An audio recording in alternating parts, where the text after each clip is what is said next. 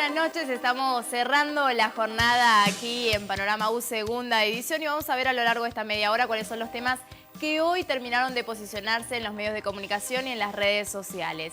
Al mediodía terminábamos el programa, recordarán, destacando por un lado noticias vinculadas con la salud del gobernador Francisco Pérez y por otro lado con el discurso que dará mañana 1 de mayo. Un segundo tema también posicionado hoy en la agenda de los medios hasta el mediodía, al menos ya veremos cómo evolucionó luego, está vinculado con que finalmente luego de 25 años se va a resarcir a ex trabajadores de YPF. Un tercer tema también presente, plano político, las elecciones en Capital y en San Carlos que tendrán lugar este domingo. Y por último, la Universidad Nacional de Cuyo hoy ponía el foco en la recuperación de 6 hectáreas de las 32 que se encuentran en litigio entre la Universidad Nacional de Cuyo y la familia Vila, barrio Dalvian. Ahora, como siempre, desglosamos estos temas y otros juntos con Ignacio Esteller, panelista de medios, de actualidad, perdón, y panelista de medios Gerardo Jiménez Ponce. ¿Cómo andan, chicos? Buenas noches. ¿Cómo Con va? frío. Sí, hace frío. Y hoy tenemos la grata presencia de nuestra especialista en comunicación política, Gabriela Soni. ¿Cómo estás, Gabriela? Hola, Sofía, buenas noches. Un ¿Cómo placer estás? tenerte, como siempre. Y bueno, comenzamos. Decíamos que una de las notas fuertes del día vinculada con Pérez. Por un lado, la salud de Pérez y por otro lado, el discurso.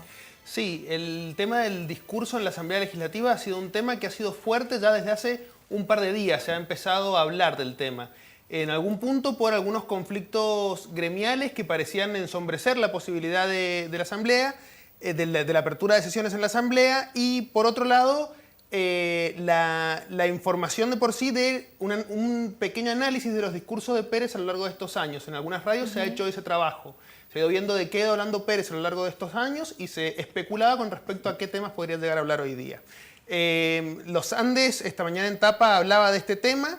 Y también hacia las 10:30 en la versión online de Los Andes decía que Pérez empieza a despedirse. Ese ha sido otro de los títulos con el cual muchos medios han hablado de este tema, haciendo referencia a que es el último discurso del gobernador como en la apertura de sesiones ordinarias. Primero, Ignacio, entonces tuvo una arritmia ayer. Exactamente, el gobernador de la provincia ingresó a las 21 horas al hospital italiano, tuvo una arritmia benigna, el gobernador estuvo todo monitoreado por el ministro de Salud de la provincia, Oscar Rena.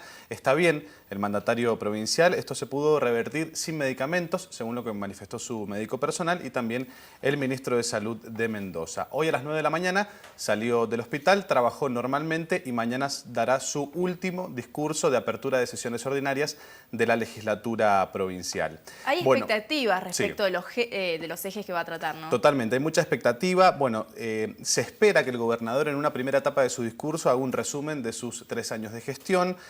Acá podemos englobar algunas cosas que por ahí ya se saben o se estiman que diga el gobernador Francisco Pérez, como por ejemplo algo que siempre marca Francisco, que es la atención a la problemática social allí en el Pozo de Godoy Cruz, en el departamento de Alfredo Cornejo, la construcción del Julio Leparque, el Centro Cultural en Guaymallén, del canal Acequia, la inauguración del Mercado Central, por ejemplo, y también del Metro Tranvía, algunos de los logros que seguramente va a repasar Francisco Pérez. Luego pasará a los desafíos, algunas proyecciones que hará para su fin de mandato que queda ya muy poquito, como por ejemplo la obra hidroeléctrica muy importante para Mendoza Los Blancos, la ley de aguas, anunciará nuevos préstamos al Fondo de la Transformación y también una nueva etapa del Metro Tranvía hacia Luján y la implementación de la tarjeta SUBE, algo que ya hemos hablado aquí en el programa en materia de transporte. En una tercera etapa se espera que el gobernador hable de una cuestión más política, digamos. Es un año de elecciones, hay que ver si nombra a su principal contrincante, Alfredo Cornejo, teniendo en cuenta que este año la verdad que ha habido muchos cruces. Ejes que de alguna manera, Gabriela, responden a los discursos de este tipo. Exactamente, al ritual del discurso del 1 de mayo, donde siempre va a estar la autopublicidad, es decir, la enumeración de logros durante el año de gestión y también los anuncios que se van a ver, digamos, exacerbados por tratarse de un año electoral. Y otra parte que tiene el discurso son las repercusiones de sus palabras entre los asistentes. Entonces vemos cómo los periodistas están detrás de otros políticos para pedirles su opinión. Entonces generalmente si es de la oposición vemos, digamos, la minimización o la desestimación o el desmentido de esos logros, ¿sí? La puesta en duda también de esos proyectos que él anuncia que van a poder realizarse en el poco tiempo que queda. Bien, tapa del diario Los Andes hoy hoy día vinculada con que finalmente, luego de un reclamo de más de 20 años, ex trabajadores de YPF van a ser resarcidos. Efectivamente, estaba destacado en Diario Los Andes esta mañana en la tapa. Hablaba de que después de 25 años resarcirán a los ex trabajadores de YPF. Como vemos, perdón Gerardo, como vemos en pantalla, también salió con menor importancia en Diario 1 y El Sol en la tapa. Exactamente, también estuvo en la tapa de Diario 1 y El Sol. Ha sido una noticia relevante que también ha estado en los medios audiovisuales, pero es cierto que a lo largo del día ha empezado a perder relevancia. Decíamos un reclamo de más de 20 años. Exactamente 25 años. Van a resarcir a ex trabajadores de YPF. Bueno, quedaron afuera del reparto de acciones que se realizó cuando se privatizó la empresa en el gobierno de Carlos Menem. Fueron excluidos del famoso programa de propiedad participativa. En total en el país son 36.000, en Mendoza 4.000. Muchos recordarán las famosas protestas en Acceso Sur, Ruta 40, de los ex trabajadores de YPF. Van a recibir un mínimo de 290.000 pesos. Esto tiene que ver con que van a recibir más de 900 acciones. De ahí hay que sacar la cuenta cuánto vale cada acción y en la actualidad que le va a pagar YPF. Esto lo resolvió ayer el Congreso de la Nación mediante la media sanción que dio diputados. Hubo un fuerte discurso de Nicolás del Caño, diputado del FIT, en este sentido y apoyando a los trabajadores. Plano político, elecciones en Capital y San Carlos este domingo. Bueno, sí, es un tema que está en los medios. Es verdad que no ha tenido tanta fuerza como se esperaba que tuviera en la semana. El domingo son las elecciones y el tema no ha estado tanto en los medios. Ha tenido mucha más presencia en las radios que en la gráfica impresa o incluso en los medios web. Esta mañana hubo cierto desfile de candidatos, medios agolpados todos por las radios. Estuvieron en MDZ, en LB10, en Radio Mitre. Estuvieron dando sus propuestas y comentando un poco sus plataformas para las elecciones. Los 4 candidatos estuvieron en esos medios y aparte hay que decir que anoche estuvieron en la televisión, en Séptimo Día, en Canal 7, y esa misma información se tomaba esta mañana en Canal 7, se repitió en las distintas ediciones. Esas han sido como las intervenciones más importantes. Aparte de eso, está claro que hoy día sí fue tapa en Los Andes. En Los Andes, exactamente, que hablaba de cómo piensan los candidatos a intendente y era una nota bastante extensa que estaba en el interior del diario. Recordemos cuáles son los candidatos en Capital y en San Carlos. En Capital va para asumir como intendente, recordemos, es intendente interino, Rodolfo Suárez, y quiere ratificar su cargo allí. Aranda irá por el Frente para la Victoria, Nicolás del Caño por el FIT y Josefina Canale por el PD. En San Carlos, Alicia Carvalho por el Frente para la Victoria, Marcelo Romano, UCR, José María Abraham por el PRO y Jorge Difonso, actual jefe comunal, por el Partido Federal. Se elige intendente y concejales en ambos departamentos y a recordar a todos los habitantes de dichos departamentos que van a estar abiertos los centros de documentación rápida desde las 8 de la mañana hasta las 6 de la tarde y hay 4.500 documentos Eso es lo que te iba sin a comentar, retirar. más de 4.000 documentos sin retirar aún. Recordemos que se vota con el último documento que uno sacó y tramitó, así que es importante en este sentido. Bien, ¿algún aporte breve al respecto? Después vamos a seguir ampliando en el segundo bloque. Bueno, las elecciones locales pueden coexistir con las nacionales y o provinciales, o bien pueden diseñarse de manera separada. En el caso de las elecciones de Capital y de San Carlos, como que han quedado a medio camino, porque si bien se pensaron para estar diferenciadas, por el poco tiempo que existió con las PASO, prácticamente han quedado superpuestas. Recordemos que las PASO de Capital y San Carlos fueron el 22 de febrero y luego el 19 de abril hemos tenido las PASO a nivel gubernamental.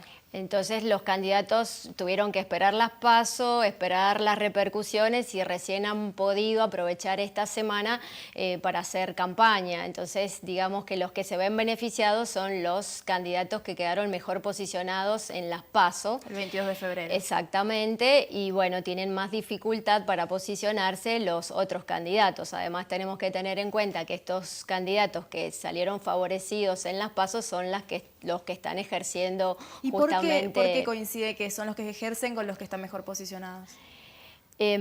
Probablemente porque la gestión permite hacerlos más conocidos, exactamente. Esa es una ventaja con la que corren. Siempre el que está en gestión tiene para publicitar, para enumerar sus logros, por más que a veces se puedan exagerar o sean verdades a medias y se oculten ciertas falencias, pero siempre están en ventaja con respecto a otros candidatos que recién se inician en la carrera política o no tienen cargos de gestión, entonces no pueden competir de igual a igual. Entonces sus promesas son expresiones de deseo que por ahí no tienen mucha credibilidad porque no tienen ningún logro en el cual apoyarse. Gabriela, enseguida continuamos profundizando este tema y también otros.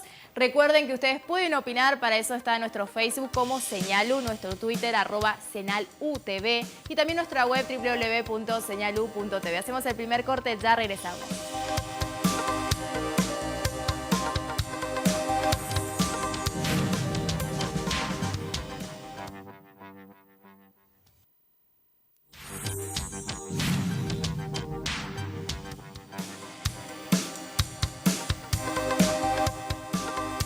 Ayer, como recordarán, realizamos un especial vinculado con los terrenos en litigio entre la Universidad Nacional de Cuyo y familia Dalvian, familia Vila, barrio Dalvian. Y recordarán también que mencionábamos que la universidad pudo tomar posesión de 6 hectáreas a cuenta de las 32 que se encuentran en litigio. Esto fue tema hoy del día, al menos hasta el mediodía. Sí, todavía en la mañana se retomaba esta información del día de ayer. Edición 1 lo mantenía en su portada. Diario Los Andes lo tuvo hoy día en su tapa y hablaba de las 6 hectáreas que recuperó la UNCUYO, pero haciendo hincapié en el hecho de que no puede acceder a ellas. Y también Diario El Sol lo retomaba en una portada hacia la mañana, retomaba también una nota de ayer, cuestionando qué es lo que hará la universidad con las hectáreas recuperadas, digamos, contando cuáles son los planes de la universidad con esas hectáreas. Bien, ¿cuáles son los planes? Los planes a seguir es ahora delimitar, sobre todo los límites. El juez a cargo de restituir las tierras a la Universidad Nacional de Cuyo, hablamos de estas 32 en su totalidad, designó un perito para delimitar los límites allí en este terreno en conflicto. Decía Gerardo que los diarios titulaban que recuperó las hectáreas pero no puede ingresar. Explicar un poco esto tiene que ver con que los alrededores es del barrio Dalvian, entonces para ingresar... Está en litigio también, claro, en algunos casos, y en otros casos, como vos decís, es claro, el mismo barrio Dalvian y hay que ver cómo se puede ingresar, ¿no? El propio ingreso al lugar que recuperó la universidad es parte del barrio Dalvian, entonces tiene que tener el permiso para ingresar.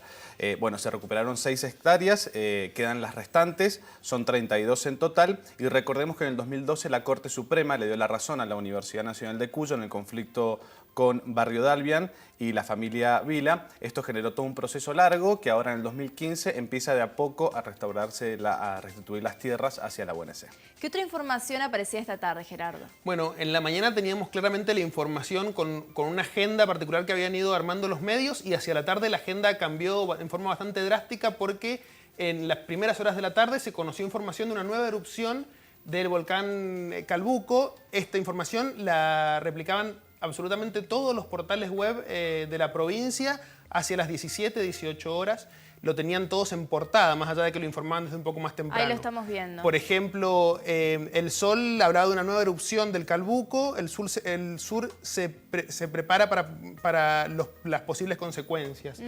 Hablaba de estos temas, y esto también, como te decía, lo fueron replicando todos los medios, algunos haciendo hincapié en lo que pasaba en Chile, otros haciendo hincapié en lo que pasaba en Neuquén. Y un poquito más tarde la información que iban tomando tenía que ver con el cierre del aeropuerto, en realidad de los vuelos que van y que salen desde Neuquén. Exacto. Tercera erupción. Sí, la tercera erupción en 8 días. Estábamos viendo la tapa de MDZ que habla de 6.500 evacuados por una nueva erupción. Eso es en las zonas aledañas y las ciudades más importantes cerca al volcán Calbuco. Estamos hablando de Puerto Montt y Puerto Varas. Son las dos ciudades más importantes cerca del volcán. Bien decía Gerardo, se suspendieron los vuelos desde y hacia Neuquén por las cenizas. Es de menor intensidad esta erupción y las cenizas se están yendo hacia el sur. Esto quiere decir que la ciudad argentina del Bolsón es sería la más afectada por las cenizas en un futuro no muy lejano. Hay alerta igual en Bariloche. Los comités de emergencia de las ciudades del sur de la Argentina, sobre todo de Bariloche, se pusieron a trabajar hoy en un trabajo de prevención por posible llegada de las cenizas. Y se prevé la caída de 10 milímetros de lluvia, lo cual también es peligroso, ¿no? Exactamente, es peligroso, sobre todo lluvia en el lado chileno. Y también destacar de la ciudad del Bolsón que recién nombraba como una de las ciudades en la que puede llegar a mayor cantidad de ceniza. Las ciudades de Chile que podrían estar más afectadas son Río Este, Lago Chapo, Puelo y Llanada Grande. Estas quedan al sur porque los vientos van hacia ese lado. Bien, habíamos comentado la semana pasada que la Universidad Nacional de Cuyo ha emprendido también una colecta en pos de justamente de ayudar a la gente de Villa Langostura. En algún momento ya vamos a cargar una placa con datos sobre cómo acceder y cómo poder colaborar. Ahora, en las redes sociales se vio el tema del volcán, ¿no? Exactamente, se sigue sí. viendo. Sí, la verdad que muchos tweets, muchos reportes desde ahí, hay muchos periodistas todavía trabajando en el volcán en Calbuco, en las zonas aledañas. Te interrumpo, Sí. Nacho, ahí nos colgaron justamente, estamos viendo en pantalla la colecta. Básicamente colecta un cuyo para damnificados en Villa Langostura, agua mineral, colirio, barbijos, donde ayudar, comedor universitario de lunes a viernes, esto es en el predio de la Universidad Nacional de Cuyo, de 10 a 15 horas. Ahora sí, redes sociales. Exactamente. Bueno, mucha repercusión, mucho reporte de periodistas, de gente que vive cerca del volcán, en ciudades chilenas, y vimos una curiosidad con la producción de este hashtag que se dio sobre todo en Chile, fue tendencia en el vecino país, del hashtag Calbuco no es Chile. Hay una controversia entre las personas que viven en el sur o cercanos al volcán y los ciudadanos de Santiago del Chile. A ver, vemos algunas repercusiones en Twitter. Por ejemplo, si Calbuco no es Chile, entonces juran que todo tiene que girar en torno a Santiago, no soportan ni una lluvia, los sureños hemos vivido de todo. Hay como una controversia entre los ciudadanos de Santiago y los ciudadanos del sur por cómo también se va moviendo la agenda. Todo se centra en Calbuco, algunos critican, y viceversa. Por ejemplo, CNN de Chile, 24 horas TVN, empiezan a nombrar algunos medios de comunicación, los etiquetan. Calbuco no es Chile, Calbuco y se acabaron los casos de corrupción, digamos, como que se tapan algunos temas por sobre otros. Se quejan porque no hay noticias de regiones, se quejan porque hay noticias de regiones. Gente buena con su Calbuco no es Chile, haciendo alusión a, bueno, a cómo... al famoso modismo que tienen ellos allí en el tuit, y esta repercusión interesante y una arista al tema Calbuco que vivimos en las redes sociales. Plano político, decíamos en el bloque anterior, abordamos discursivamente junto con vos, Gabriela, elecciones en Capital, en San Carlos. Decías los mejores posicionados, que coinciden con que son los que están ejerciendo el poder. Exactamente, los que tienen gestión para mostrar. Sí, ¿cuáles son las herramientas que se han usado más efectivas en la campaña municipal? Exactamente. La que se privilegia y la más efectiva es la que tiene que ver con el contacto directo, con el diálogo cara a cara que se produce entre el candidato y los ciudadanos. Para que sea lo más efectiva posible se tiene que planificar de antemano para saber cuáles son los barrios a los cuales se desea acceder y también para poder, digamos, escuchar a todos los vecinos. Y también se necesita de tiempo, cosa que no han tenido porque ha quedado reducida como a esta semana, pero igualmente han privilegiado este instrumento. Digamos que el ciudadano quiere ver a ese político de carne y hueso, quiere presentarle sus necesidades, sus deseos, sus preocupaciones, quiere ser escuchado. Y también, como decíamos, han privilegiado por ahí los espacios que las radios han concedido a los candidatos para presentar un poquito sus propuestas, aunque sea a veces de manera muy general y a veces coincidentes con las distintas agrupaciones, pero bueno, es una manera de poder saber un poquito más de los candidatos. Una campaña igualmente un tanto silenciosa. Y un poquito desdibujada totalmente y con muy poca información y poco tiempo para poder darse a conocer. Bien, hacemos el último corte, cuando volvamos cierre y conclusión final aquí en Panorama U, segunda edición.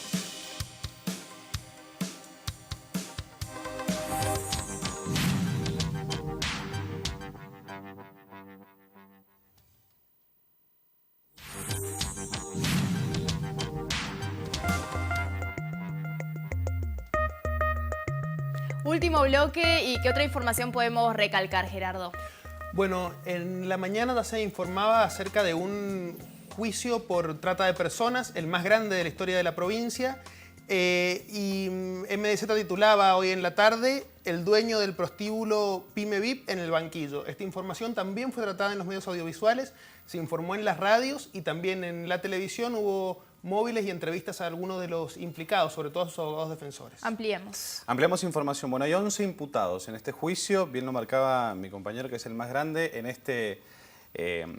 cuando hablamos de estos casos de trata de personas, de prostíbulos en la provincia de Mendoza, está centrado en lo que era este lugar ubicado en la calle 25 de Mayo, en pleno centro mendocino. Frente al Hotel Hyatt. Exactamente, frente al hotel. El principal acusado es Sebastián Solé. que estuvo preso todo este tiempo en Almafuerte, ahora ha sido liberado para el juicio, para declarar. Hoy declaró y vamos a estar repasando declaraciones de él. Hay dos colaboradores, Paola Carolina González y Cristian Mendoza, que colaboraban con esta persona, también imputados, 3 guardias de seguridad, un médico, un inspector municipal, que ya no es más, fue retirado de su cargo, un proxeneta y 2 policías de la federal, no de la provincia de Mendoza, 2 policías federales imputados en esta causa. Los delitos, depende de quién tratemos, pero si hablamos del principal acusado, que es Sebastián Solé, se lo acusa de trata de mujeres con fines de explotación sexual, a otros cohecho, y al médico está acusado por aborto reiterado. Por 2 abortos. Exactamente, por 2 abortos. Estamos hablando de 30 mujeres, ¿no? Sí.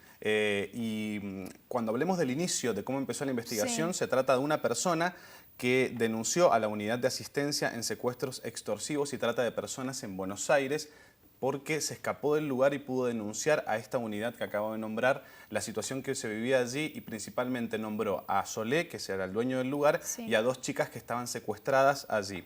Esta investigación le recayó al fiscal federal de Mendoza y mañana se cumplen exactamente 2 años del allanamiento que se hizo por parte de la Policía Federal al lugar que queda ubicado, reiteramos, en la calle 25 de Mayo. Querellante en la causa, la Unidad de Investigaciones Financieras, la famosa UFI, que está investigando las acciones, las propiedades y todo el capital que tiene el dueño del prostíbulo, hablamos de Sebastián Solé. Se habla de un ingreso de 1 millón de pesos mensual. Exactamente, y también él en sus declaraciones hablaba de que en su momento hizo, por ejemplo, publicidad en canales importantes de Buenos Aires.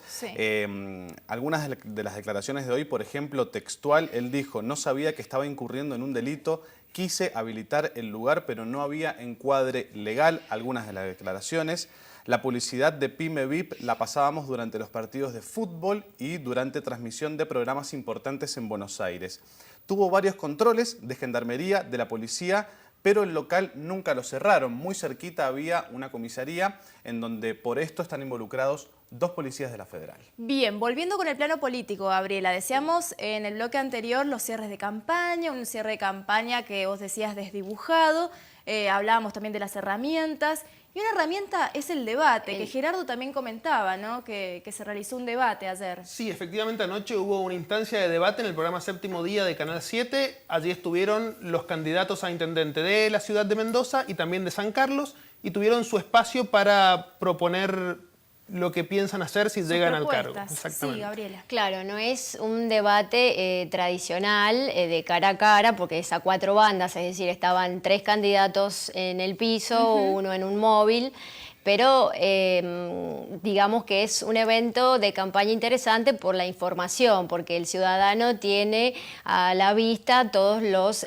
candidatos juntos, entonces puede juzgar y puede evaluar, puede comparar cómo se van posicionando frente a los distintos temas, cuáles son sus propuestas, cuáles son las imágenes. ¿Ayuda a definir al elector que está dudoso, por ejemplo? Claro, cuando es un poquito más polémico, cuando hay más enfrentamiento ideológico, entonces se evalúa en términos de ganador y de perdedor. Entonces el que es percibido como ganador tiene muchas más posibilidades electorales de salir victorioso, ¿no? Porque a lo que interesa es cuál de esos líderes logró generar más credibilidad para ganar justamente la confianza del ciudadano indeciso. Por eso es que son importantes, sobre todo cuando se hacen cara a cara y se pueden ver las diferencias entre uno y otro. Gabriela, muchísimas gracias. No, gracias a vos. Ignacio, Gerardo, buen fin de semana. Feliz Día del Trabajador. Muchas gracias, igualmente. Gracias.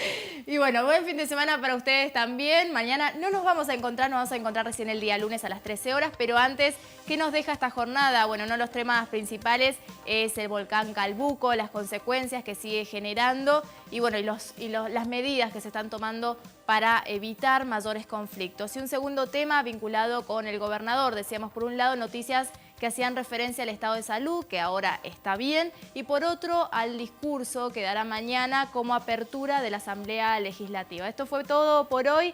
Que tengan, como decíamos, un buen fin de semana y nos encontramos el lunes a las 13 horas aquí en Panorama U. Muchas gracias.